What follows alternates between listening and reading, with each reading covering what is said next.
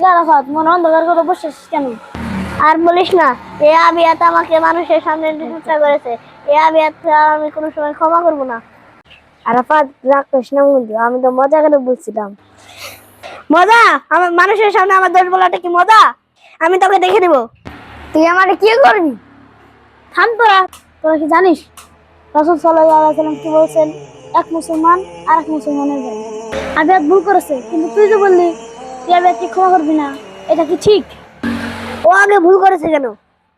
আবিয়াত ভুল করেছে, কিন্তু সেটা অস্বীকার করেছে। কিন্তু তুই যদি ওকে ক্ষমা না করিস তবে আল্লাহ তোকে ক্ষমা করবে না। আল্লাহ তো ক্ষমাশীলদের পছন্দ করে। কিন্তু আবিয়াত তুই কি জানিস না, গীবত করা মানে নিজের মৃত ভাইয়ের মাংস খাওয়ার মতো। বন্ধু আমাকে মাফ করে দি, আর কোনোদিন তোর মনে আমি কষ্ট দিব না। ঠিক আছে, আমি তোকে মাফ করে দিলাম। আমিও তোর উপর বেশি রাগ করে ফেলেছিলাম, আমাকেও মাফ করে দিস।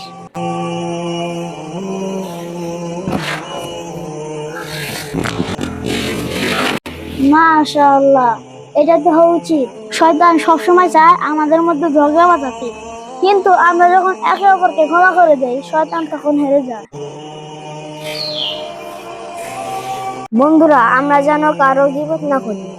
আর কেউ ভুল করলে আমরা তাকে ক্ষমা করে দিব। কারণ ছোট ছোট ঝগড়া মিটে নেয় হলো পজিটিভ উম্মাহর পরিচয়। সবাই ভালো থাকবেন ও সুস্থ থাকবেন। আল্লাহ হাফেজ।